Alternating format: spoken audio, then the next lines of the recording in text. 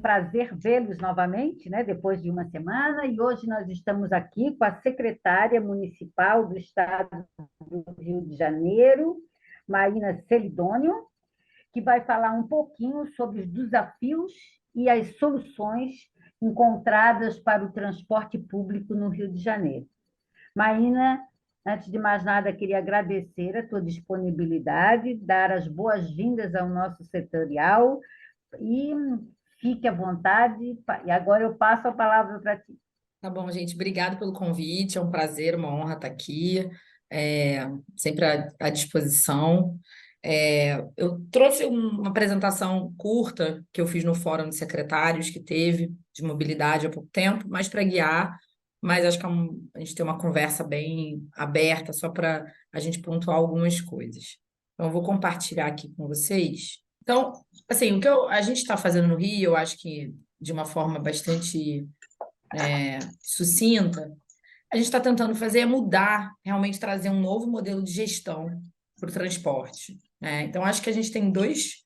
Sim, eu acho que para todo o processo de urbanização do país, as cidades crescem, né? E com o processo desorganizado de urbanização, as cidades crescem muito mais em tamanho do que em densidade, né? Isso faz com que as distâncias fiquem cada vez maiores. E aí eu acho que começa a se tornar muito central a questão de acessibilidade. Porque mesmo que você esteja numa região metropolitana, numa cidade do Rio de Janeiro, onde você tem a escola, você tem o hospital, você tem todos os serviços, se a pessoa não consegue acessar esse serviço, é como se ele não existisse. Então, a pessoa tem o hospital, ela tem a escola, ela tem o equipamento de cultura, ela tem o museu, mas, na verdade, ela não consegue, de fato, acessar aquilo se ela não tem um transporte de qualidade e a um custo razoável, tá? E aí você tem uma questão que historicamente, né, no Brasil e na América Latina, o setor de transporte público é um setor com muita baixa regulação, né? Então, a cidade do Rio de Janeiro, por exemplo, é uma cidade que só passou a ter um contrato formal, né? Ou seja, um contrato entre o poder público e o prestador, as empresas de ônibus, em 2010. Antes disso, você não havia nenhuma formalização contratual. O que era esse serviço? Eram pessoas que faziam as lotadas, que depois passaram a fazer linhas de ônibus, que se tornaram tradicionais, e você não havia nenhum contrato escrito de como é que essa relação é regida, né? Então, acho que isso já mostra, né, o baixo grau de regulação e de controle que a gente tem desse setor. Então, falando um pouco mais especificamente sobre isso, né? Então a gente sai que a gente chama hoje de modelo antigo, mas é o modelo que foi consagrado nessa concessão de 2010, um contrato de 30 anos. Como é que foi feito esse contrato? Você dividia a cidade em 4 áreas, que cada uma deveria ser operada por uma empresa ou um consórcio. E dentro desse contrato, né, você tem diversos tipos de atividade diferentes. Então, esse concessionário, ele é o bilheteiro, então ele coleta a tarifa paga pelo passageiro e se remunera. Essa é a remuneração dele. Então, o passageiro paga, ele coleta aquela remuneração dele. Então, ele faz o controle de toda a receita tarifária do sistema. Ele é o dono da frota, que faz a provisão da frota. Ele opera essa frota. Ele faz a gestão de terminais e estações da cidade. Então, ele faz a gestão, a lojinha do terminal, da rodoviária, terminal Alvorada, onde quem vai vender, ele faz essa gestão. Ele é o dono da garagem dos ônibus, tá? E ele operava tanto as linhas de ônibus, que a gente fala que é o sistema SPPO, as linhas urbanas, tanto o BRT. Esse modelo, ele traz diversos problemas, né? Diversos, a gente fala de incentivos ruins. O primeiro deles, assim, que eu acho que foi o que foi abatido na pandemia, é que é um modelo que a remuneração é a tarifa paga pelo passageiro. Então, esse contrato foi celebrado em 2010, a gente tinha uma situação econômica do país muito boa, país crescendo, o que o passageiro pagava era suficiente, eles assinaram um contrato, estavam muito felizes. A partir de 2015, quando a gente começa a ter uma crise econômica, a gente vê que essa receita começa a cair, e pré-pandemia, antes da pandemia, a gente vê uma queda do número de passageiros de 25% no transporte público. Ou seja, isso é uma queda na receita desses empresários em 1/4, explicada por desemprego, recessão e também competição com aplicativos que começam a surgir, né? Então, a gente já vê uma queda. Esse contrato, que a remuneração é a receita paga pelo passageiro, já não começa a ficar tão atrativo. E aí depois vem a pandemia, uma queda de 75% no volume de passageiros. Aí realmente, assim, que a gente sempre fala, nenhuma empresa sobrevive a uma queda de receita dessa, tá?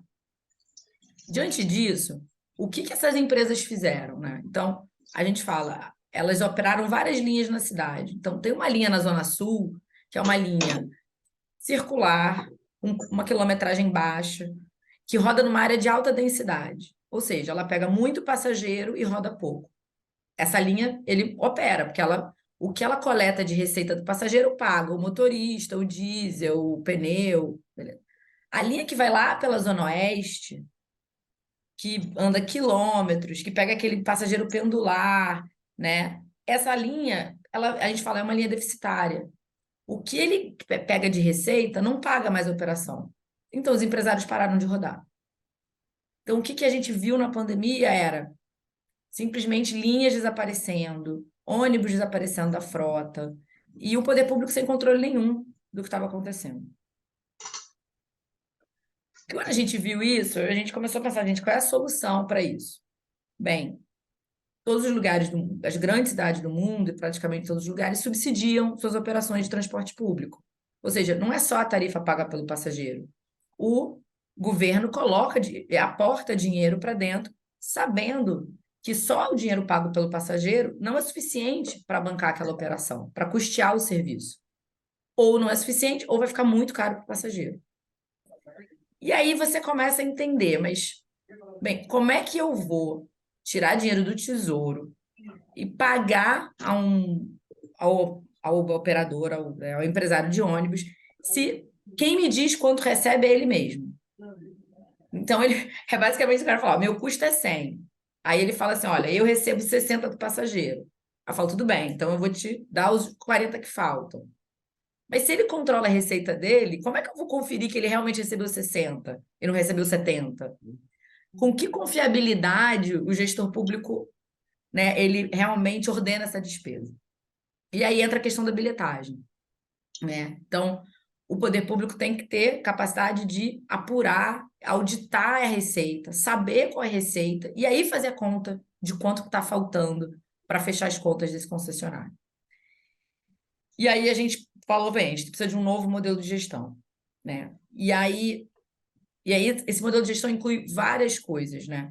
Então, a primeira coisa que a gente acha que é o fundamental é o que a gente vê aqui do lado, é uma separação de atividades, onde você tem um sistema de bilhetagem separado, que é feito por um concessionário que não opera ônibus. Então, ele não tem esse conflito de interesses, né? De eu coleto esse dinheiro, mas eu também quero receber do outro lado. Então, a gente licitou a bilhetagem para uma empresa que não opera ônibus, a estrutura societária inteira dela não pode ter um operador, para ela não ter esse conflito de interesses.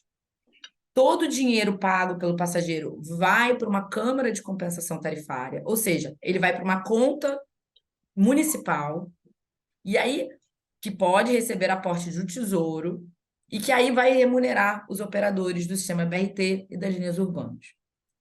Então, é um modelo onde todo o dinheiro que pago pelo passageiro passa pelo setor público e depois ele vai para ser remunerado pelos operadores. Então, a gente passa a ter um controle sobre essa receita. Além disso, que é uma mudança muito fundamental, a gente também propõe outras mudanças para melhorar esse sistema.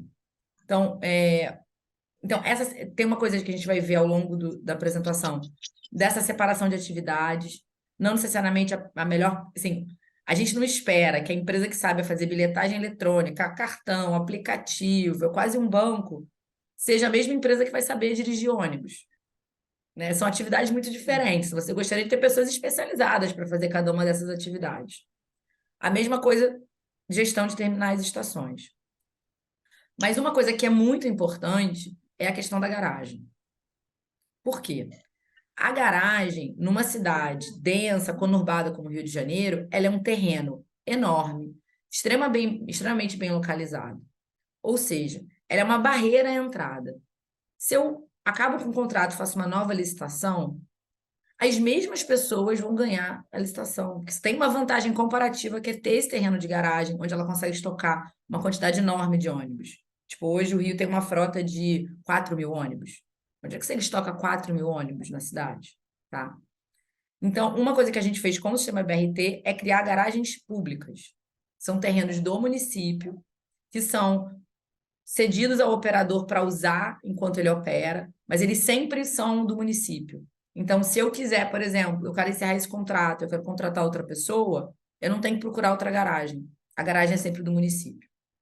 Então, isso é um fator importante também nesse novo modelo, que eu vou falar mais especificamente em relação ao BRT, tá? O sistema BRT.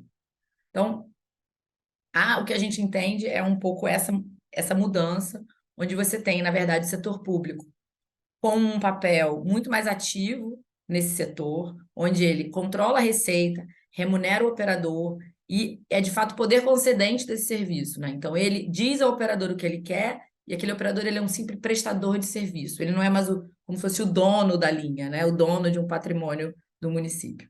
Então, o que a gente quer com essa nova bilhetagem é exatamente isso, assim. É um sistema onde a gente vai receber toda a receita da bilhetagem, a gente também vai ter acesso a dados que a gente nunca teve acesso, tá? Então, basicamente, a gente, não a gente recebia um dado de catracada dos ônibus 40 dias depois por exemplo, catracou hoje, eu vou receber a informação daqui a 40 dias, tá? Eu não tinha informação por horário, nem por linha.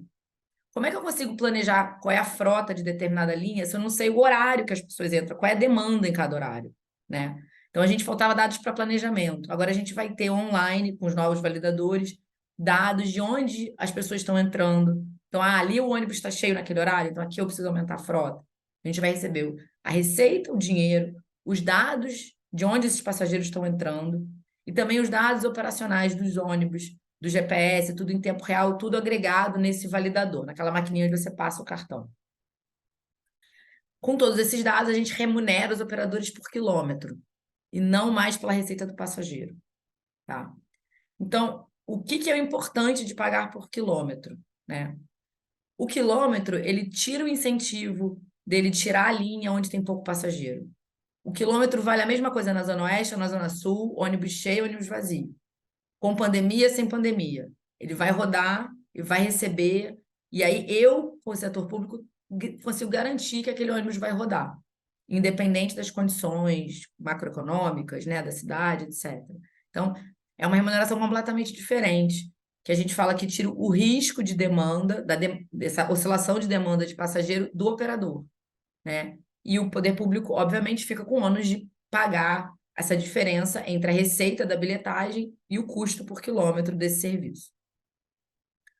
Isso é o que a gente chama do fim da caixa preta, né? Porque a gente tem acesso aos dados e a gente consegue saber exatamente qual é a receita do sistema de ônibus, né, de uma forma completa, e aí a gente consegue enxergar até o valor desse subsídio, exatamente por que a gente está pagando. A gente conseguiu licitar e a nova bilhetagem vai começar a ser implementada no Rio agora, dia 19 de julho, no BRT. E a nossa expectativa é fechar toda a transição esse ano. E ano que vem, no município do Rio de Janeiro, pelo menos, não teremos mais Rio Card e FETranspor controlando a receita da tarifa paga pelo passageiro. Nesse meio tempo, entre a gente conseguir terminar a bilhetagem completamente, né, esse processo, a gente estava com a cidade realmente com a frota caindo aos pedaços, sem ônibus, bairros isolados, uma situação muito grave. E o Rio tinha uma tarifa de ônibus congelada desde 2018 por uma decisão judicial. O juiz congelou a tarifa em 4,15 e começou a haver uma pressão muito grande para que fosse descongelada a tarifa e pudesse subir o preço da tarifa por ver a situação dos ônibus. A gente fez muitas reuniões, conseguimos sentar, o Judiciário, o Ministério Público, Prefeitura e empresários de ônibus, e conseguimos fazer um acordo judicial, tá? Onde foi possível a gente começar a subsidiar a operação dos ônibus. Mesmo com esse processo da bilhetagem não tendo terminado, mas dado que a gente já estava com a licitação na rua, a gente conseguiu fazer esse acordo judicial. Então, ele dá para a gente, deu um afogo para a gente poder subsidiar, mas dentro dessa transição, tá? E aí a gente já conseguiu começar a mudar o modelo. O que a gente fez? A gente falou, bem, a bilhetagem ainda vai estar com o empresário, então a gente vai falar, a receita desse consórcio vai ser a tarifa paga pelo usuário, que ele vai receber, continua ele coletando e fica com essa receita, mas eu vou dar um subsídio adicional. Eu vou dar, e esse subsídio, ele não vai ser R$ 1 a mais por passageiro. Eu vou pagar pelo quilômetro. É o que a gente está fazendo hoje no Rio. A gente está pagando, a gente garante uma receita mínima de R$ 9 por quilômetro, sendo que a gente paga mais ou menos, a gente estima que eles recebam 6 do passageiro e a gente paga R$ 3 pelo quilômetro, tá? É um modelo híbrido, enquanto a gente não tem toda a bilhetagem na nossa mão, tá? Só por esse pagamento parcial por quilômetro, a gente conseguiu voltar 71 linhas na cidade.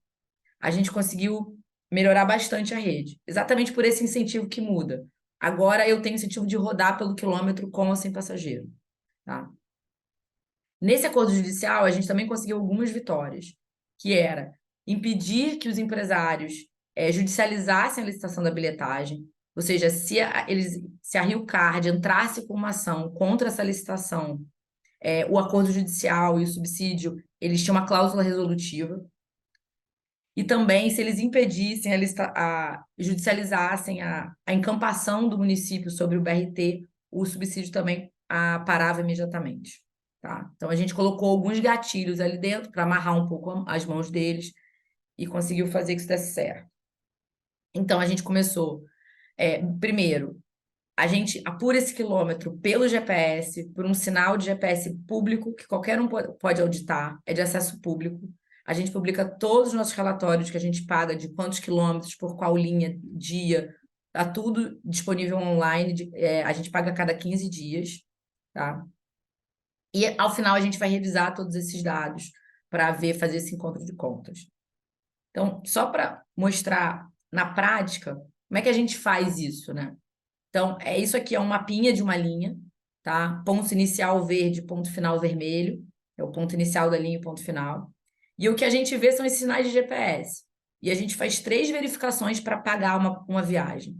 Primeiro, se aquele veículo comunicou um sinal de GPS no ponto a 500 metros do ponto de início da linha, 500 metros do ponto final.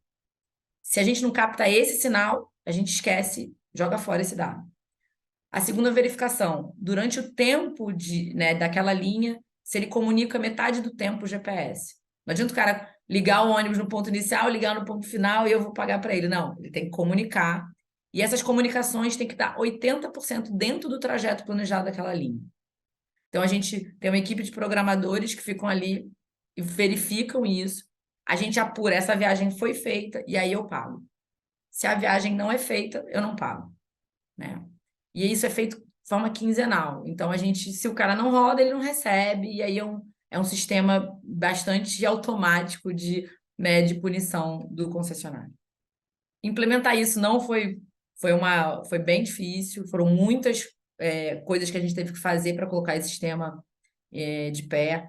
Foram 12 audiências públicas, fazendo consultas com a população, porque a gente tinha que retornar linhas que já estavam desaparecidas há anos, então a gente não sabia exatamente se era aquilo que a população demandava. A gente construiu toda uma nova estrutura de dados na secretaria para receber esses dados para apurar. Vários, que a gente chama de dashboard, vários, tudo público a dados, consórcio, linha a linha, o que a gente paga por dia, está tudo online, transparente no site da secretaria.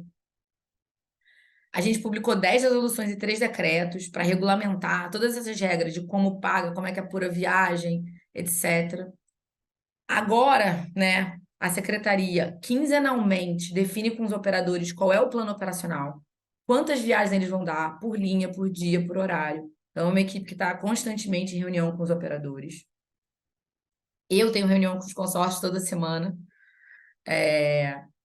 tudo isso, toda essa apuração de viagens, é um programa público, é um código-fonte que está publicado em qualquer site, qualquer um baixa, qualquer um audita, é um algoritmo único que está publicado, em uma linguagem de programação aberta, que pode ser replicada por qualquer cidade do país, por qualquer pessoa com um computador.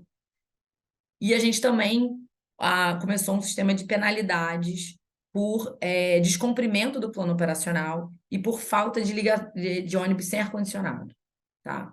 E aí, falar um pouco disso. No contrato original, como é que era a multa? Como é a penalidade?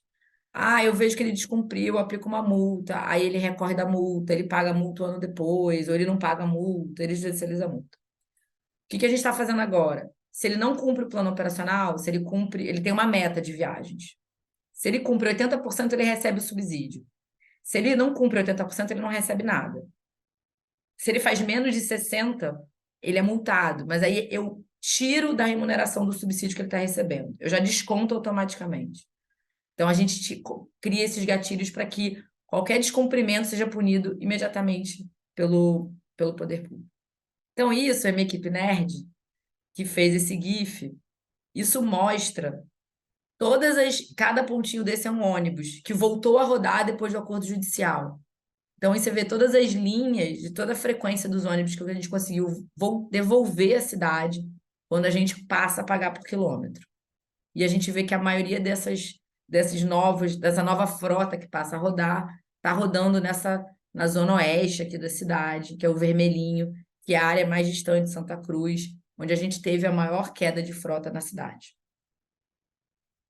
Então, essa hora é realmente o horário dos ônibus, e é o horário de 5, o horário de pico da manhã. Isso é uma outra forma de mostrar.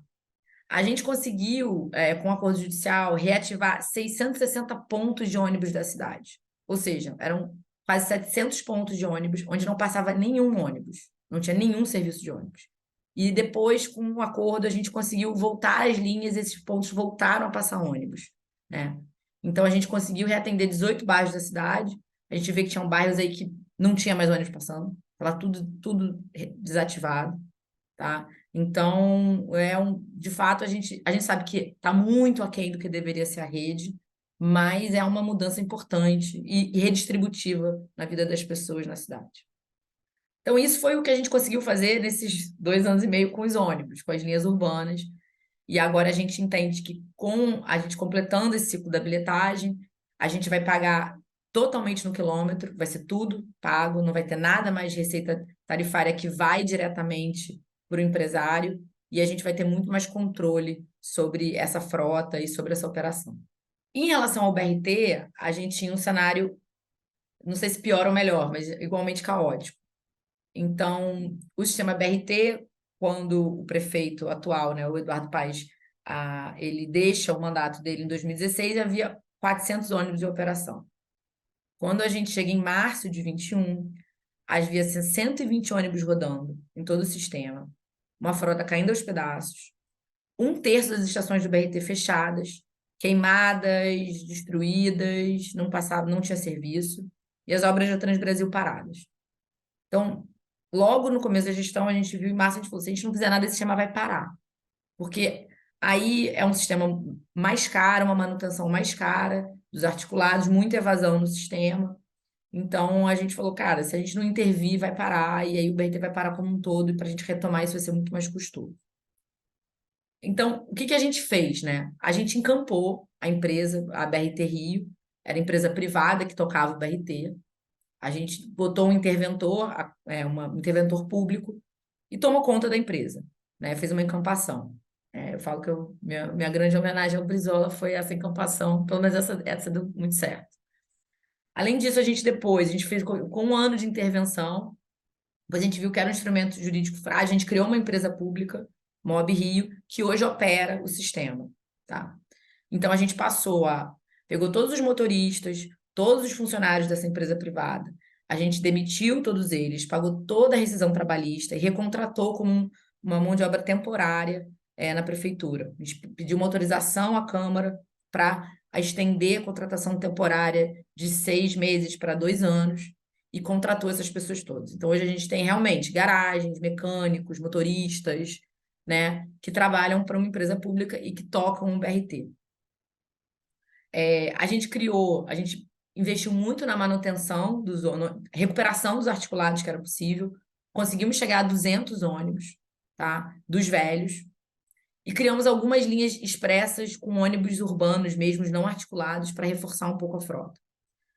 Agora a gente já comprou 561 ônibus, uma frota nova, e a gente conseguiu renovar 3 corredores, né? A Transolímpica, a Transcarioca e o lote 0 da Transoeste.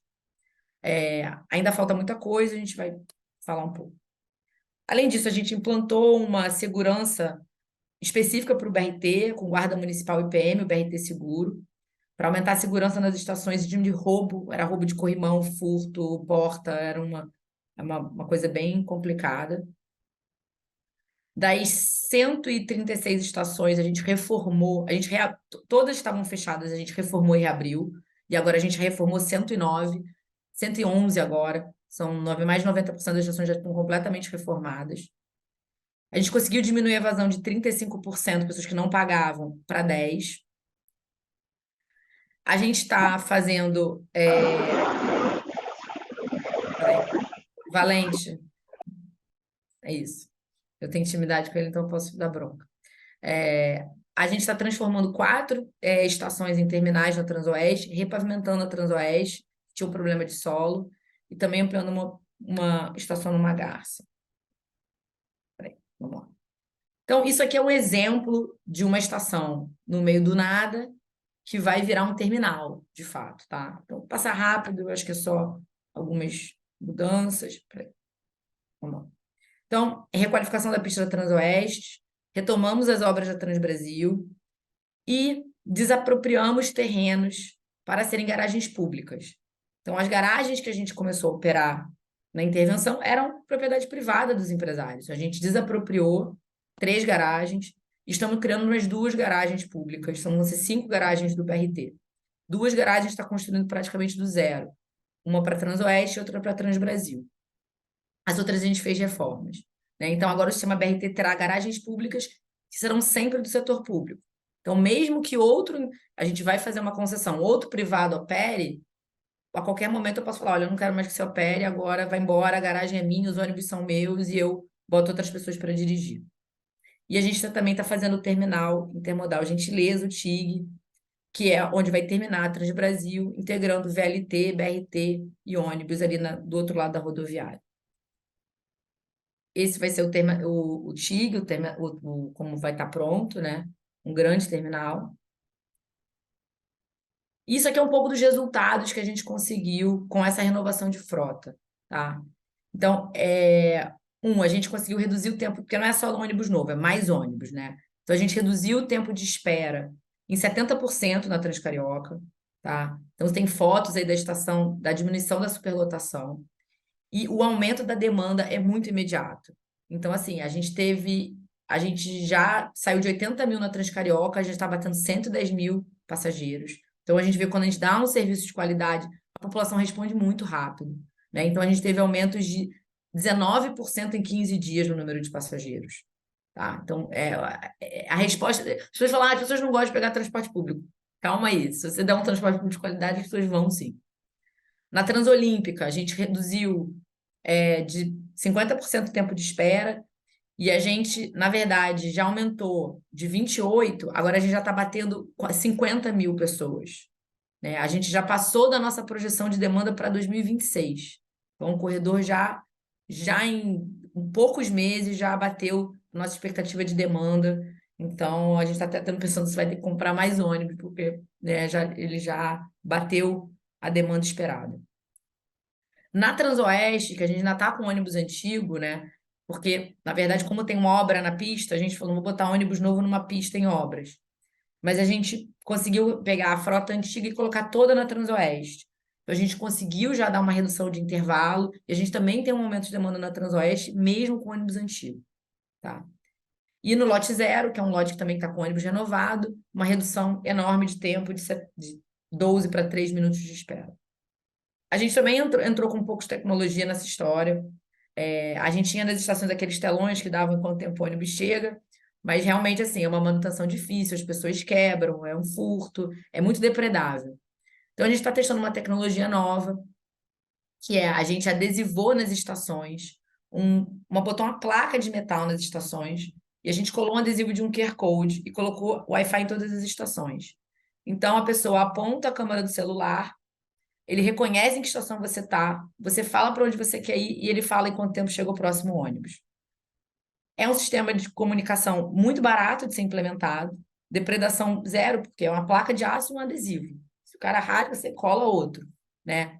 E é uma coisa boa que a gente consegue também atualizar aquelas informações dentro dessa página da internet com muita facilidade. Então, a gente já inaugurou isso em todos os corredores que têm os ônibus novos. E a gente está agora, deve abrir envelopes em julho, para uma concessão dessa operação do BRT. Então, o prefeito sempre fala: a empresa pública está operando muito bem, obrigado, mas a gente está dentro do município, sabe que tem um custo administrativo muito grande de operar o BRT. Então, a gente tem que licitar cerca de mais de 7.000 peças para manutenção. É desde o pneu, a detização do ônibus, a lavagem do ônibus. Então, assim, são muitos serviços, são muitas compras que têm que ser feitas, são um custo administrativo de pregoeiros, de licitações, muito grande. E muitas vezes o setor público paga até mais caro do que se você comprar no privado. Então, a nossa ideia é, sobre um novo modelo com muito mais controle, a gente pode delegar a simples operação a um operador privado. Ou seja, se ela vai fazer, ele mas faz manutenção dos ônibus e ele dirige os ônibus. As garagens são públicas, os ônibus são públicos, a gente paga por quilômetro e a gente define o plano operacional. Tá? E é essa licitação que a gente espera abrir os envelopes mais ou menos no dia 11 de julho. Então, ela vem com um novo formato, a ideia não é fazer uma licitação igual para as mesmas pessoas ganharem. O fato das garagens serem públicas permite que a gente faça de fato uma licitação internacional, que a gente tenha empresas que vêm da França, que vêm de outros estados, vêm de outros países da América Latina para concorrer, né? Porque você não tem mais nenhuma barreira à entrada. Você não precisa ter um terreno enorme perto de um corredor, e você nem precisa ter uma empresa que tem que fazer um investimento muito grande na compra de ônibus. O município gastou 1,5 bilhão comprando ônibus para o BRT. Não é um valor fácil de você conseguir, um concessionário conseguir fazer esse investimento. Então, a gente dividiu em 3 lotes essa concessão. Transcarioca, lote 0 da Transoeste, Transbrasil e Transolímpica e Transoeste, né? E veremos o que vai dar. É um contrato de 10 anos, um contrato muito mais curto, tá? Aqui era a data antiga, 4 de maio, a gente teve que adiar por questões do Tribunal de Contas. E esse concessionário, ele paga uma outorga, quem der a maior outorga leva esse contrato. Esses valores já foram revisados, a gente teve que diminuir a metade, etc. Mas depois eu até passo para vocês os dados, se não são dados atualizados. A gente teve algumas revisões que a gente colocou uma questão de um certo número de ônibus que eles têm que repor, uma reposição de frota por ano, por questão de quebra, 2 ônibus por ano. Como os ônibus são muito caros, isso deu uma queda grande na outorga dessa concessão. O que a gente tem de perspectivas agora na linha do tempo? Então, a gente faz essa licitação do BRT agora, não em maio, em julho. A bilhetagem começa a ser implementada em julho no BRT, né? E a gente vai receber a segunda leva de ônibus do BRT a partir de novembro, mais 270 ônibus para Transoeste e Transbrasil. Em dezembro, a gente termina o TIG, que é o Terminal Intermodal Gentileza. Então, a gente espera que em abril de 24 a gente esteja com o sistema todo do BRT renovado, frota nova, obras concluídas, bilhetagem concluída. A gente tem esse ciclo, né, do modelo de gestão do transporte público fechado. E essa é a ideia de como vai ser o sistema de BRT em 2024, né? Vão ser aí 140 estações, 15 terminais, 600 ônibus e todos os corredores interligados, interligando a cidade. Acho que era isso, gente. Obrigada. Desculpa aí se foi muito longa. Nós que agradecemos, Maína, excelente, né? Olha, o nosso José Augusto Valente já está presente na sala. É, bom, vamos passar então agora para as perguntas. A Lucélia já chegou, daí eu passo a palavra para ela comandar aí a organização dos questionamentos, as inscrições. Boa noite, pessoal. Ah, pelo quadro, aqui eu tenho duas inscrições, o Itamaro e o Afonso. Lúcia, você controla o tempo? Boa noite a todos, né? Boa noite, Maína. É um prazer aqui ser do estado do Rio de Janeiro e estar ouvindo essa tua apresentação, que é o que a gente sempre sonhava. A gente trabalha lá no Fórum de Mobilidade e na divisão de transporte e logística, tanto do CREA quanto do Clube de Engenharia.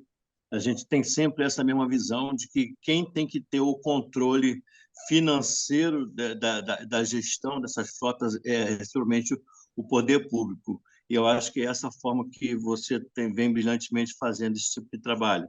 É o ponto, já tem os pontos de chegada de como fazer. Eu gostaria só que você pudesse também passar essa vontade também para o governo do Estado, né? Que eles façam a integração junto com as barcas, junto com a Supervia, que, na verdade, nós estamos agora num momento único, que é a entrega da gestão, tanto da ferrovia quanto a gestão das barcas para o governo do Estado. O que a gente percebe? Que é preciso ter coragem para fazer esse tipo de trabalho. Coragem você tem, né? E vontade política de fazer, também está o Eduardo Paz a fim de fazer esses trabalhos. Gostaria que ficasse nesses próximos passos também, pudesse fazer essa integração com todos os modais do governo do Estado. Parabéns, Maína, conte sempre com a gente aí. Um grande abraço. Se você pudesse dar mais ou menos uma ideia de quando poderíamos fazer isso, né? Ou provocarmos esse tipo de trabalho com o governo do Estado. Olha, E não esquecer do Tarifa Zero, né, Maína? Que é o nosso sonho de consumo nas cidades do Rio de Janeiro. Não, vamos lá, vou começar pela a parte mais fácil, que é a tarifa zero. Bem, o transporte, a gente tinha um orçamento ridículo, assim, irrelevante. Hoje eu sou o terceiro maior orçamento da prefeitura, depois de educação e saúde sou eu. Então, assim, subsidiar é caro, a gente vai gastar esse ano de 23 1 bilhão subsidiando a operação de ônibus. Então, tarifa zero eu acho lindo, mas é caro. E aí eu acho que a gente tem que ter uma conversa, um diálogo muito grande com a sociedade, com o legislativo, para a gente entender como é que a gente vai usar o orçamento, né? E eu acho que eu sempre faço uma provocação, que eu acho o seguinte, eu acho que a gente, eu tenho, eu acho que assim, tarifa zero, é muito bom, mas para quem, né? Eu acho que tem que ser para quem mais precisa. Então, Sim, eu não acho que todas as pessoas. Eu acho que tem gente realmente que não deveria pagar nada, que precisa, mas tem muita gente que pode pagar pelo transporte público, né? A gente tem idosos de alta renda, na Zona Sul, no Leblon. Eu acho. Minha mãe tem tarifa zero, ela não precisaria ter tarifa zero, né? Então, eu acho que a gente tem que ser esse foco redistributivo, e eu acho que é para quem? Tarifa zero para quem? Então, eu acho que nesse sentido, assim, um pouco preocupada também com como é que a gente vai alocar esses recursos? Em relação ao Estado, é uma pergunta difícil de ser respondida, né? Delicado. O Estado tem um TAC com o Ministério Público há 10 anos para licitar a bilhetagem e não fizeram. E agora, na verdade, quando eu entrei, foi a primeira coisa que eu falei, olha, eu sou subsidio se eu licitar a bilhetagem. A gente conseguiu um acordo judicial, mas isso já estava sendo posto. E é muito engraçado que agora a gente vai começar o novo cartão e eu estou sendo acusada de acabar com a vida do usuário, né? Porque eu estou criando um problema para o usuário, porque agora vão ter dois cartões e a Rio Card é muito transparente, a FETransport é muito transparente, não há problema nenhum. Eu estou criando um problema, né? Então a gente vê essa narrativa sendo criada. Aliás, não é mais FETransport, porque agora eles mudaram de nome, agora é CEMOV, né? Então, mas eu continuo chamando de FETransport. Mas é transporte, né? Então, é uma inversão de papéis. Agora, quem está criando um problema é o município, a gente tem dados abertos, por que que o município está fazendo isso. E eu sempre falo que eu não posso o ser município culpa. agora está com a caixa preta, né? Agora eu sou a dona da Caixa Preta. Então, eu falo assim, bem, eu não posso levar a culpa pela incompetência alheia, pelo atraso alheio. Se o Estado não fez a licitação dele, problema dele, entendeu? Eu não posso, né? Então, eu acho que é uma coisa que o Estado precisa ser constrangido a uma coisa que já está pactuada com o Ministério Público há muito tempo, né? E eu acho que é isso, assim, o que eu quero fazer esse ano é terminar essa transição da bilhetagem, porque eu acho que é um ganho, realmente, assim, é uma mudança muito radical e necessária para o transporte público. Sem isso, a gente ainda fica com uma posição muito frágil, né, sujeita a muitos problemas de transparência, a escândalos de corrupção, o que atrapalha muito a vida do bom gestor que quer fazer um bom trabalho, né? Fragilizam essa posição. Então, eu acho que aí cabe a vocês conversarem com o Estado, eu fazendo minha parte. Ok, Marina. Ah, Obrigado. obrigada, Maína. Vamos fazer o seguinte, gente. A cada 3 perguntas, a Maína responde, para não ficar, tá? Então, os próximos 3 fazem a pergunta e depois a Maína responde em bloco, tá? Quem é o Certo. próximo? Afonso, por favor. Boa noite a todos, boa noite, Maína.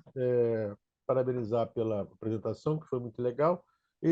Mas eu não entendi bem uma coisa. O controle da bilhetagem, afinal, é um órgão do Estado que faz o controle da bilhetagem ou você está licitando para uma empresa terceirizada fazer esse controle de bilhetagem para o Estado e passar as informações para você? Bom, então a pergunta básica é essa, que eu não entendi muito bem. Eu entendi, primeiro você falou que o controle da bilhetagem passaria a ser do Estado, então teria que ter um órgão que vai gerir essa questão das informações que recebe ali e vai te repassar. Ou essas informações, ou essa controle de bilhetagem é uma licitação, como você falou, que contrata-se uma empresa que vai fazer essa gestão e passar as informações para o governo. Tá entendendo? Eu queria saber como é que é isso, se é um órgão ou se é uma empresa privada que vai passar as informações para o Estado. Era essa a pergunta. Obrigado. Obrigada, Afonso. O próximo é o George. Olá, Maína, boa noite, prazer. Eu sou Jorge, eu sou daqui de São Paulo e eu queria, na verdade, perguntar para você sobre um outro assunto. Eu sou cicloativista, sou ativista da bicicleta, da mobilidade ativa e queria ouvir de você, assim, como que você tem visto. Eu sou um ativista aqui, praticamente um filho aqui do Fernando Haddad e do Gilmar Tato, o que eles fizeram aqui na cidade na gestão deles, que foi uma mudança de paradigma muito forte, né? De colocar a ideia da mobilidade ativa, da mobilidade sustentável dentro de um sistema, né? Foi feito coisas muito, vamos dizer, corajosas na parte de criação de faixas de ônibus, aí depois uma rede cicloviária, né? Criação de uma rede cicloviária de forma agressiva, diminuição de velocidades, toda uma série de coisas que são muito comuns no que a gente chama aí de primeiro mundo, né? Nova York, a Janete Sadikan, a Anne Hidalgo, aquele pessoal que a gente chama de guerra ao carro, né? O pessoal chama de guerra ao carro, mas o que aconteceu aqui em São Paulo foi um embate muito forte, né? Com essa cultura do carro, tudo mais, né? Com a ideia das faixas de ônibus, tanto das ciclovias, mas assim os resultados foram muito claros e o principal deles foi uma redução de 50% no número de óbitos no trânsito em 3 anos. Pouca gente fala disso, né? Saiu de 1.200 óbitos em São Paulo em 2013 para em 2016 800 óbitos, que ainda é muita coisa. E tudo isso dentro de uma visão muito antenada com o que é feito na Europa, em Nova York. Eu queria saber como que você pensa isso, como isso está sendo pensado no Rio de Janeiro. Estou mudando um pouco de assunto da sua apresentação, mas eu queria ouvir como é que está sendo pensado, porque isso é uma coisa que me interessa muito. É isso, obrigado. Obrigada, Jorge. Nazareno. Oi, Maina. Eu atuo na área de transporte há muitos anos, né? Fui secretário do Celso Daniel em 1989 e lá nós implantamos o pagamento por quilômetro Imagina, naquela época eu tinha, era um cartão de ponto da entrada quando saía da garagem e quando chegava no terminal. E mesmo assim nós tivemos um resultado fantástico. 75%, nós saímos de uma avaliação de 5% da população para 75%. Quer dizer, esse pagamento por quilômetro realmente está certo. Mas eu queria falar para você mais um depoimento assim de como militante histórico aqui do PT, como eu fiquei orgulhoso de ouvir sua apresentação. Eu já tinha ouvido ela na reunião do fórum, mas você foi muitíssimo objetiva, clara, transparente, e o que eu queria transmitir para você era mais a minha emoção. Eu estou sem imagem porque o meu computador está com esse problema hoje, e era mais isso. O sentido maior do que eu teria de fazer, eu acho que eu não tenho nem pergunta para te fazer. Eu só estou te elogiando, fiquei impressionado. Eu sou um entusiasta dos BRTs do Rio de Janeiro, acompanhei, morri de tristeza ver a depredação que foi nos BRT do Rio, sei dos problemas históricos do transporte do Rio de Janeiro. Eu queria só dizer o seguinte: você é uma milagrosa, quase uma santa. Parabéns. Obrigada, Acho que Nazaré. depois dessa eu posso responder, né? Exato. Olha, Nazareno, primeiro, obrigada, fico até emocionada. Eu na verdade, estou muito feliz, assim, eu nunca tinha exercido um cargo público né, dessa envergadura como executivo, para professora, acadêmica, mas estou muito realizada nessa missão, acredito muito no trabalho que a gente está fazendo, muito feliz mesmo, obrigado. Respondendo as outras perguntas. Bem, pela primeira, sim, a gente a gente listou uma empresa privada que vai fazer, na verdade, a operação a bilhetagem, ela envolve dois elementos, né? Um elemento de tecnologia, que é tipo, qual é o validador que vai estar dando o ônibus? O que esse validador aceita, né? Essa maquininha. E aí é um investimento muito grande, são mais ou menos 10 mil validadores. A gente fez uma especificação de querer um validador que aceite tudo: cartão, aproximação, celular, QR Code, Pix. Ele né, uma coisa bem moderna.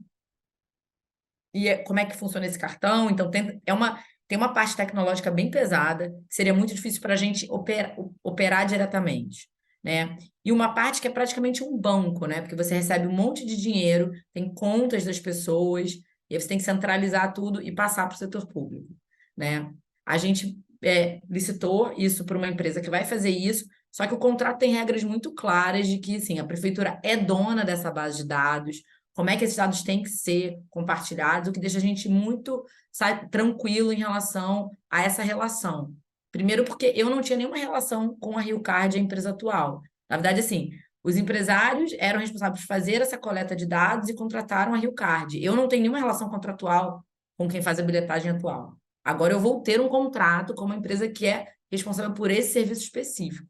Então já é uma mudança muito grande, tá? A outra pergunta é em relação ao cicloativismo, né? Então, a gente, no planejamento estratégico da cidade, a gente sempre teve metas lá de estender quilômetros de ciclovia e duplicar a malha, etc. A gente continua tendo uma meta dessa. A gente acabou até de publicar um plano cicloviário, que é um plano de médio e longo prazo para a cidade, mas a gente tem uma meta que a gente colocou que eu acho muito boa, que é a gente conectar todas as estações de média e alta capacidade com a rede cicloviária, né?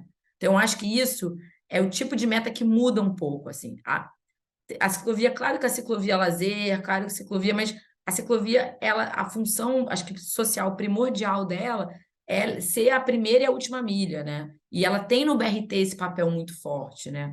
Se você vai ali para Transoeste, porque a prestação de Mato Alto, você chega ali 4h30 da manhã, você vai ver um enxame de bicicletas chegando na estação, né? Então, a bicicleta no Rio, acho que tem às vezes esse estigma bicicleta, orla, mas a bicicleta tem uma função social muito grande nessas áreas da Zona Oeste, as pessoas se locomovem muito de bicicleta, você não tem uma boa conexão cicloviária com as estações de BRT, Supervia, né, e VLT, que é o que a gente vai estar no planejamento estratégico concluir até 24, todas as estações estarem conectadas com a rede cicloviária. A gente também está fazendo nas estações de BRT, que a gente está reformando, criando grandes bicicletários, 600 bicicletas, 400 bicicletas. Então, é uma ação que a gente está fazendo. E eu acho que agora a ciclovia tem uma outra questão muito sensível, que é a questão dos entregadores, né? Então, os entregadores usam a rede cicloviária, são trabalhadores que usam isso, tem uma questão de segurança viária importante. Então, agora, quando a gente foi fazer a consulta do plano cicloviário, a gente fez audiências públicas específicas, não só com cicloativistas e com a população, mas com os entregadores, né? Então, acho que a gente tá com esse olhar, acho que é importante. E a gente vai lançar agora, esse ano, o plano de segurança viária da cidade, que vai muito de encontro à questão cicloviária, né? Porque não adianta você fazer um monte de ciclovia, mas deixar o ciclista ali vulnerável. Então, a gente vem agora com um plano de segurança viária para tornar isso uma política mais robusta. Eu acho que, além disso, assim, falando um pouco de bilhetagem, uma coisa que a gente, que aí a gente tem as estações, né, do Bike Rio, né, que é aquelas estações de bicicleta compartilhadas, né? O sistema do Rio é o maior da América Latina, em termos de o número de usuários de viagens e número de estações. A gente agora vai ter uma expansão, vai praticamente duplicar, tá? E a gente quer que esse cartão, o novo cartão de bilhetagem, que você passa o ônibus, passa o BRT, ele também destrave a bicicleta, né? A gente quer, na verdade, que esse cartão seja, na verdade, não um cartão do ônibus, mas ele seja um passe de mobilidade na cidade, que possa integrar várias modalidades de modais, inclusive a bicicleta. O sonho é um pouco esse, né? Então, acho que é isso que a gente pode... Você quer a apresentação não é sobre ciclovia, não vou me estender muito, mas acho que são alguns elementos aí do que a gente tem pensado sobre isso. Vou chamar um novo grupo. Clauber, por favor. Boa noite, Maína. Boa noite a todos os companheiros e companheiras. Primeiramente, parabenizar pela apresentação, né, e o excelente trabalho que tem sido feito no Rio de Janeiro. A gente tem acompanhado, mesmo de longe, né, com grandes expectativas, e a gente fica muito feliz, né, porque a gente tem discutido muito no nosso setorial e a gente tem visto que em várias cidades, praticamente em todas, o que tem ocorrido ao longo dos últimos anos é um enfraquecimento do órgão gestor, do poder público, com relação ao controle da gestão de transporte, né? E é importante porque o transporte público é um dever do Estado, né? É um direito social e o Estado precisa controlar, né? Pode até não operar, né? Mas o controle tem que ter. E aí é com grande expectativa que a gente vê, né?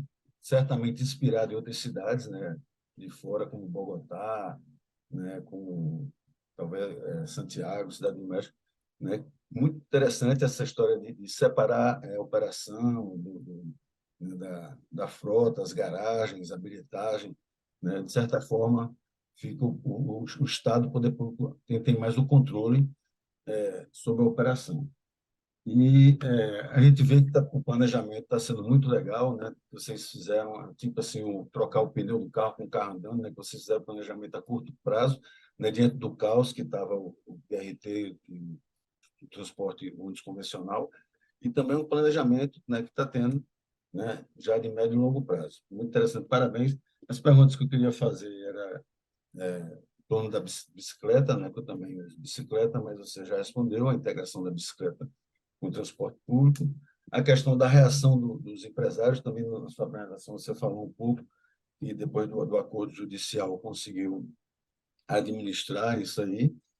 E com relação à questão do governo federal, se vocês buscaram algum apoio, tem diálogo com o governo federal, como foi essa relação, como está sendo essa relação, porque a gente acha que o transporte público é uma atribuição dos municípios, como está na Constituição Federal, mas que o Estado e o governo federal pode contribuir, participar, né, ajudando, seja financeiramente, seja de alguma forma, né, para subsidiar um pouco a tarifa e a gente conseguir tarifas módicas.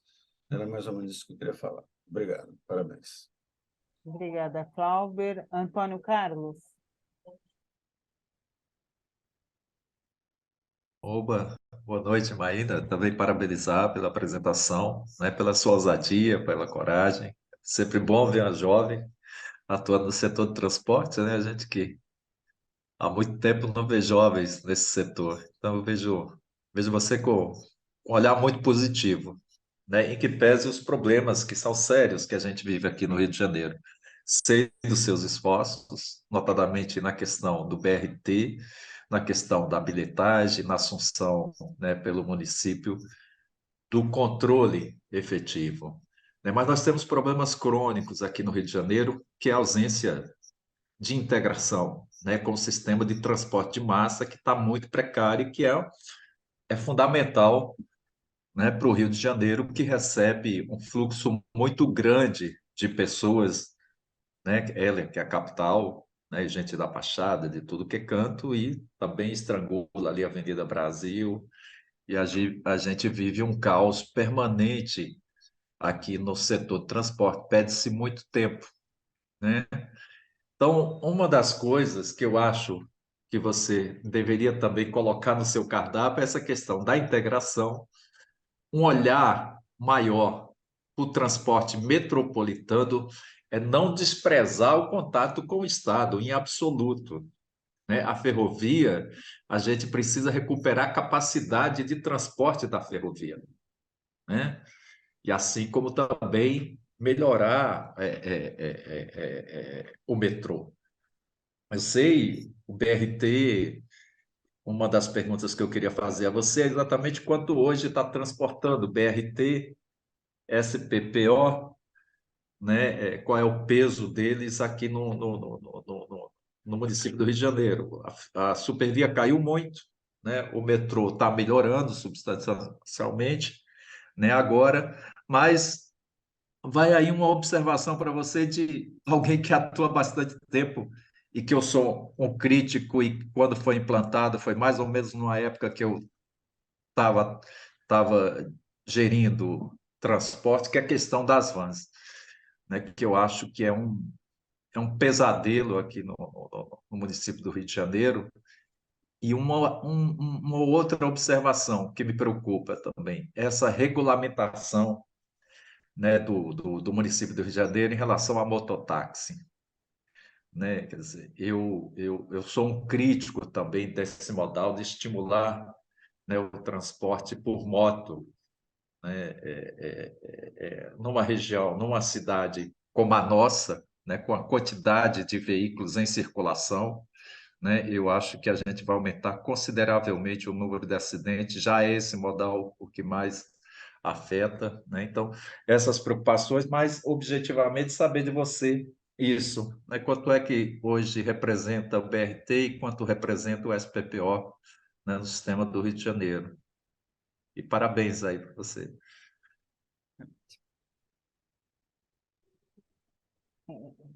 Hernani, por favor.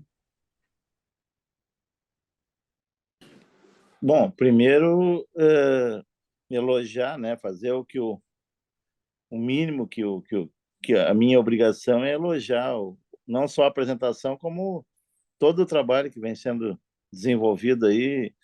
E aquilo que eu comentei no início ali, eu vi uma entrevista logo que vocês apresentaram o edital da bilhetagem e uma entrevista do prefeito, né? E fiquei muito surpreendido pelo conhecimento, né, do prefeito de todas as mazelas que tinham na questão do transporte, das implicações, das dificuldades de relação com o empresariado, né? E eu senti também que toda a crise, né, acabou, não só a crise da pandemia, mas a crise no setor, com a FETransporte no Rio e tudo isso aí, eu acho que criou uma catarse, assim, e o prefeito entrou num momento oportuno assumindo, né, a questão do BRT, que estava aquele caos, assumindo, enfim, e todo esse arranjo que vocês construíram aí, o sucesso que vão ter, que é o que nós estamos perseguindo, acho que em todo o Brasil. E a minha pergunta é uma pergunta até bem não em relação à situação aí. A pergunta é a seguinte: o prefeito de Porto Alegre andou indo conhecer aí, vocês receberam uma comitiva aqui de Porto Alegre para conhecer o sistema aí, né? Só queria confirmar isso e espero que ele tenha se inspirado aí, né? Porque eu acho que isso também depende muito o secretário é importante, conhecimento técnico, capacidade de execução. Agora, politicamente, o apoio do líder maior, que é do prefeito, de querer enfrentar a situação, é fundamental para poder ter sucesso, né? E eu vi isso no Eduardo Paes e não vejo isso aqui no nosso prefeito, que é um bolsonarista dos quatro costados, né? O prefeito Melo aqui em Porto Alegre. Então, tomara que ele pelo menos tenha tomado um banho de conhecimento aí de que dá para fazer, né?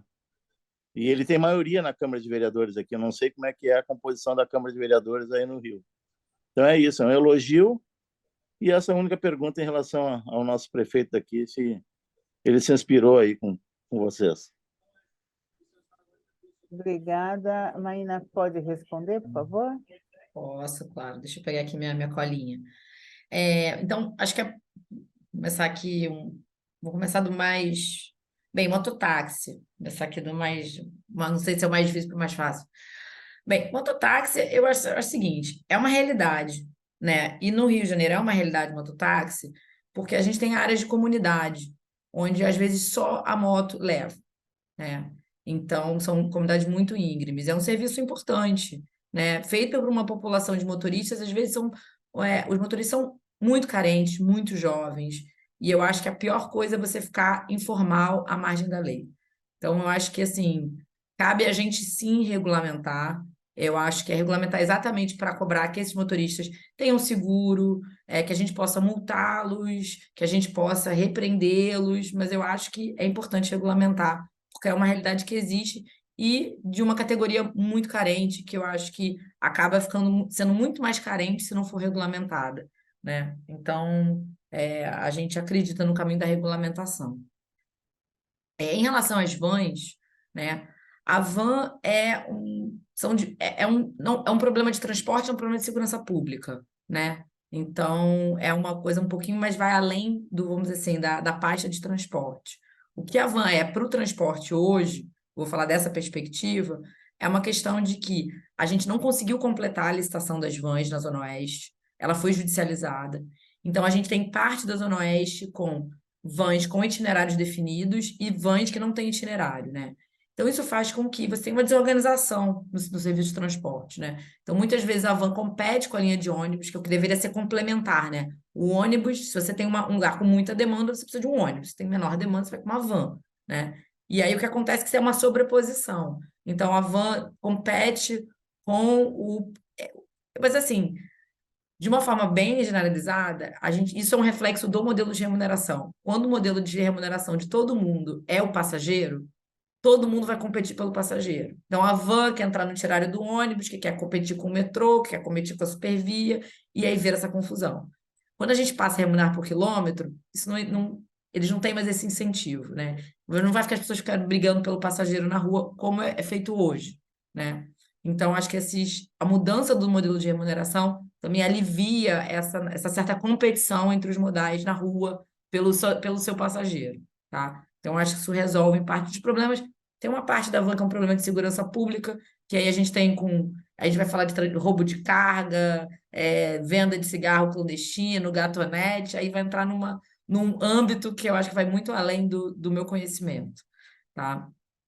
Em relação à integração, né? A gente tem uma preocupação sim com a integração.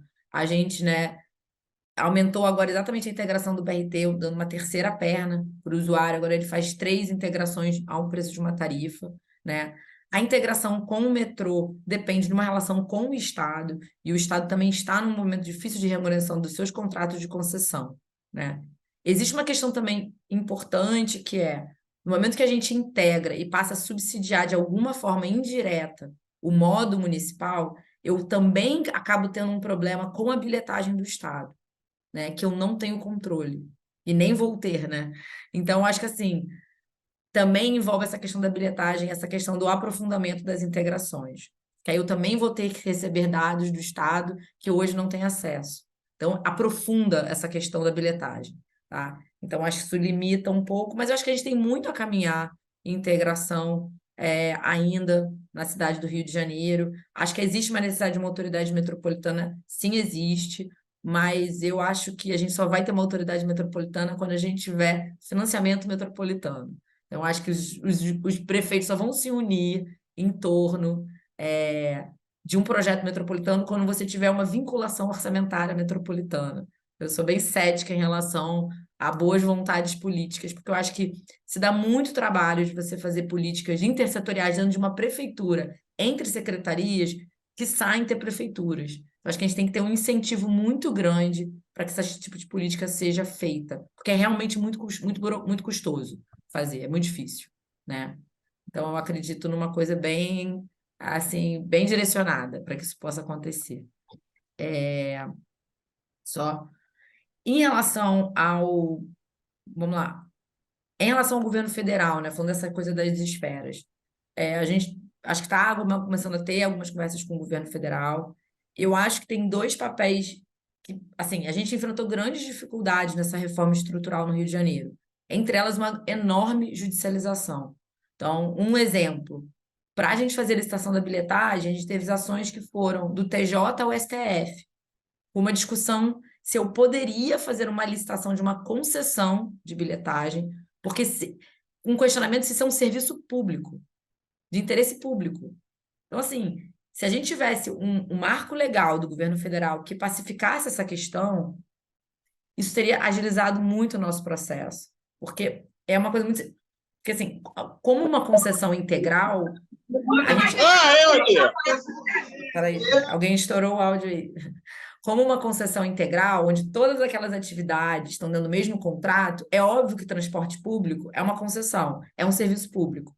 Quando você começa a desagregar atividades, começa a ter um questionamento jurídico. Mas só a bilhetagem é serviço público? Só dirigir ônibus é? Prover frota é? E aí eu não consigo fazer uma licitação, uma concessão. Então, é importante esse marco legal que pacifique que, ó, quando eu quebro essas atividades, isso também é um serviço. Pô, se bilhetagem não é um serviço público, o que é serviço público, sabe? Mas são demandas jurídicas que a gente gasta muito tempo, que travam muito o processo. Então, acho que tem uma coisa do governo federal que não custa dinheiro nenhum, que é fazer um marco legal que realmente enderece essas questões da vida prática do município, que eu acho que é muito importante. Inclusive, esses processos de encampação, caducidade de contratos, intervenção, tudo a gente teve que fazer e você não tem muita previsão legal. Então, na hora de o seu servidor assinar, ele fica com muito medo, né? Você intervir, aportar dinheiro para dentro de uma empresa privada que está sob intervenção pública, são coisas que acho que precisam ser, né, se tornar mais robustas para deixar o gestor mais seguro. Em relação à questão do financiamento, né? Então, acho que aí uma outra questão que é marco legal, eu acho que essa questão da moralização, da bilhetagem, da separação de atividades, do controle da receita, ele também seria um discurso, uma mudança muito mais fácil se viesse do governo federal, realmente uma orientação no sentido de que o setor de transporte público precisa ser mais regulado, você precisa ter algumas normas. Assim como você tem o SUS, você tem toda uma exigência de transparência de dados e também educação com o censo escolar. Você também precisa ter uma transparência de dados públicos com transporte público. E a gente está muito longe disso. A gente não tem nem dados de frota, número de passageiros, né? Então, acho que tem uma mudança adicional que eu acho que pode ser muito bem pressionada pelo governo federal, tá? Tanto ajudando os municípios em termos de técnicos de tecnologia de como é que faz isso, estrutura essa base de dados, mas também como uma forma de uma contrapartida a financiamento.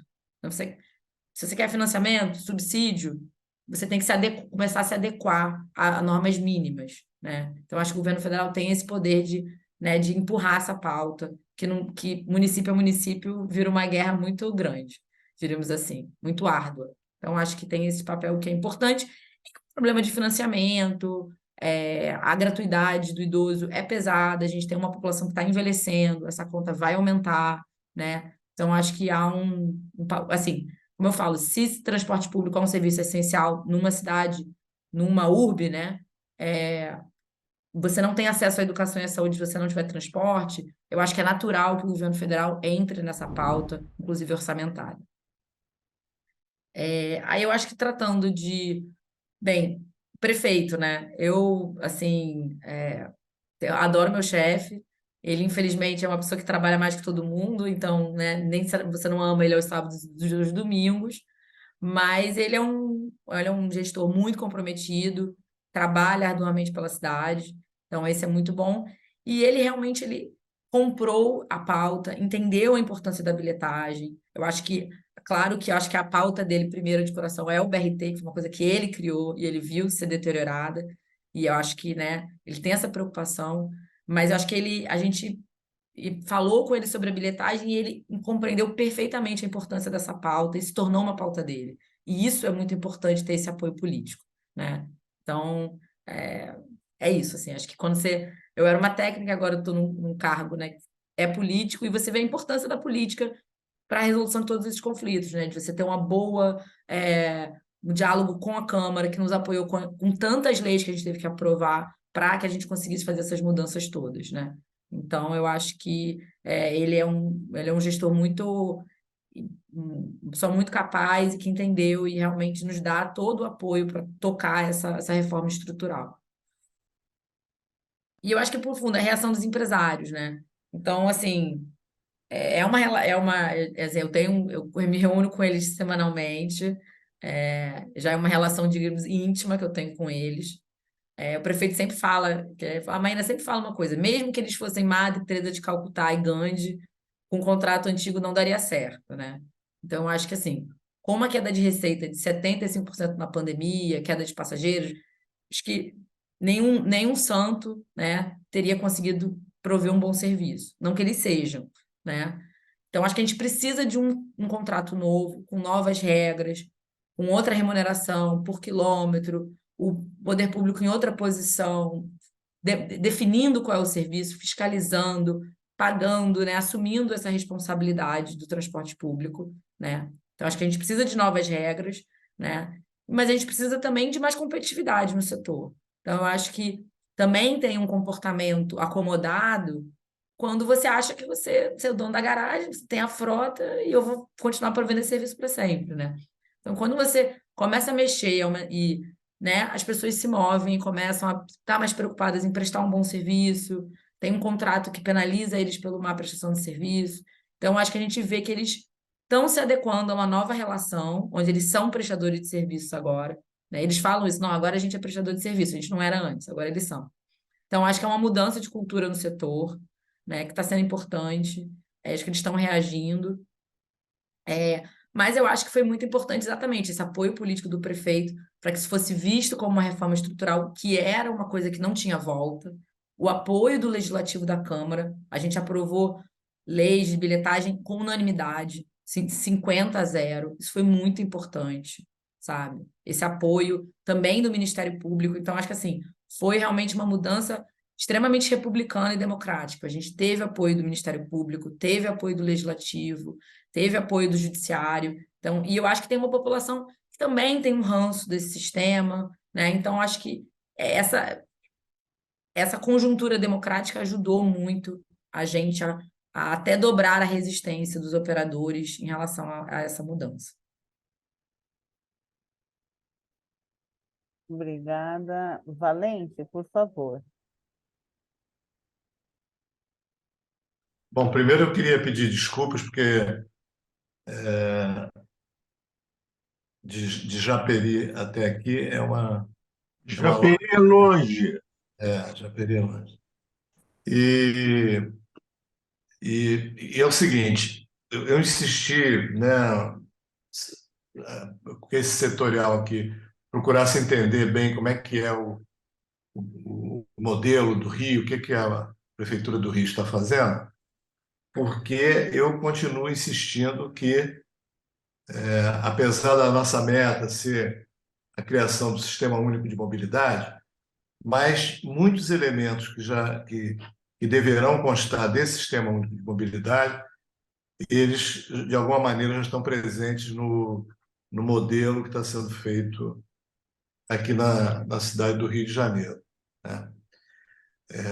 E falta acrescentar, naturalmente, o papel da União, né?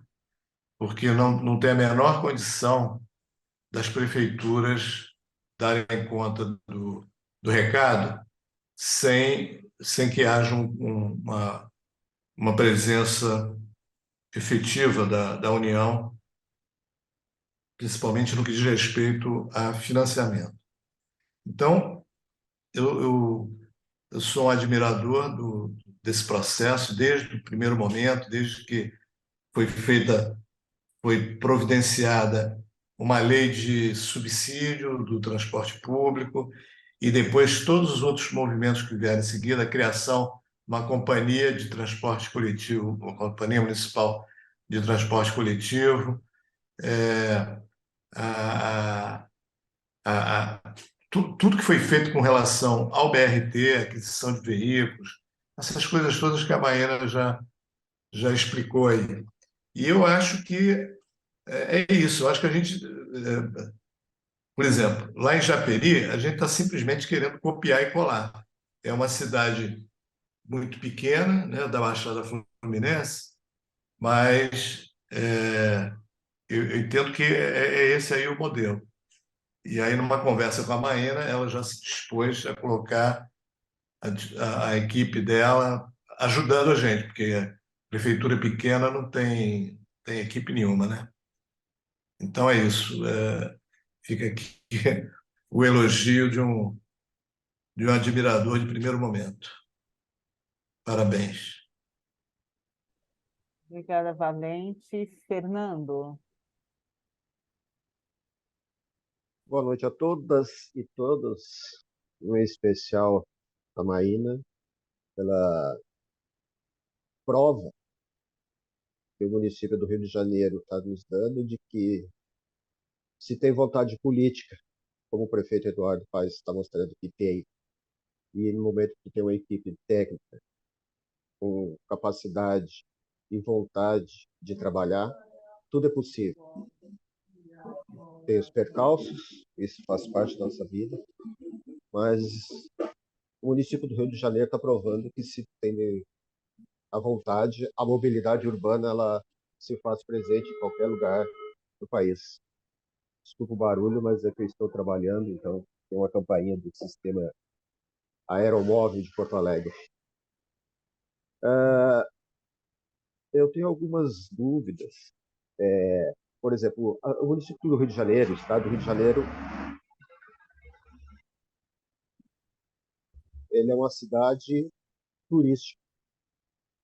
Então, eu gostaria de saber como o turista ele adquire o passe para passar nos validadores, se existe a pessoa do cobrador, não sei como é, aqui no Rio Grande do Sul, em Porto Alegre, a gente chama de cobrador, que fica o funcionário da empresa que fica nas catracas, no Rio de Janeiro, não sei se é essa mesma terminologia, e se existem, e se existir, como foram resolvidos os problemas de sobreposição de linhas nos trajetos. Porque, por exemplo, aqui em Porto Alegre, a gente tem muita linha interurbana passando por corredores de linhas urbanas, embora eles não possam pegar passageiros, eles só podem largar as pessoas dos municípios ali, mas eles não podem pegar o pessoal de dentro. Mas então a gente tem muita sobreposição de linhas fazendo o mesmo trajeto. Eram essas minhas dúvidas. Obrigada, Fernando. Afonso. Maína, o Distrito Federal, Brasília, já teve contratação do controle de bilhetagem, quando era DF-Trans, etc. E tal. E isso não deu muito certo. Para variar, deu desvio de dinheiro, etc, etc, etc. Controle de bilhetagem contratado de terceiros. Me lembro, se eu não me engano, ele era todo processado em Goiânia, se eu não me engano. Bom, hoje em dia é o Banco de Brasília que faz a gestão desse processo todo da bilhetagem, todo ele, inclusive dos recursos e tudo mais. E é uma entidade estatal, né? Então, a gente pode contar mais com uma unidade estatal do que com uma privada, no meu ponto de vista, nesses aspectos, né? Que é em defesa do Estado. Isso e do cidadão, enfim, do erário. Você não acha interessante, talvez, depois dessa experiência que certamente você já vai ter, porque sua licitação já deve ter acontecido, né? E você não acha que seria mais interessante envolver um banco de Estado, estatal, para que isso tivesse mais um controle mais, vamos dizer assim, de dentro, né? do poder público, vamos dizer? Obrigada. Pode responder, Maína? Claro. Então, vou começar pelo do Afonso. A gente teve várias reuniões com o BRB, inclusive com o Banco do Brasil, mas a questão é que a gente teria que fazer uma dispensa de licitação. E aí existem vários problemas em relação a isso, né? Então, a gente pensou isso como uma alternativa, sim, mas o prefeito preferiu fazer uma licitação, porque ele achou que seria um modo mais transparente de fazer isso do que passar por uma contratação direta. Além de você ter vários problemas em relação a isso, assim, problemas legais de você fazer contratação direta, etc. Mas eu já acho que acho que seria uma ótima vocação para o Banco do Brasil tocar essa pauta pelo Brasil, inclusive. Acho que seria até muito mais confortável. Mas acho que houve uma negociação que não se fechou, tá? Mas a gente trafegou muito por essas portas. Fomos eu e a Raiz para o BRB, reuniões no Banco do Brasil, etc. A experiência do Distrito Federal é uma coisa muito específica que tem muitos detalhes pelos quais não deu certo, e até porque era um sistema antigo, era muito sujeito a fraudes, né? E aí foi uma fraude, na verdade, que aconteceu, que com o desvio de dinheiro, que era a questão do Vale Transporte, que foi uma fraude que teve com relação ao Vale Transporte. Eu acho que a questão é que a gente hoje tem soluções tecnológicas muito melhores, inclusive a questão de a bilhetagem ser completamente eletrônica hoje evita um problema de fraude que teve uma coisa muito específica em relação ao Distrito Federal. Em relação à pergunta que como é que faz para comprar hoje um cartão, né? Então, hoje a gente já está com o bilheteiro antigo Rio Card, a nova bilhetagem começa dia 19 de julho no BRT.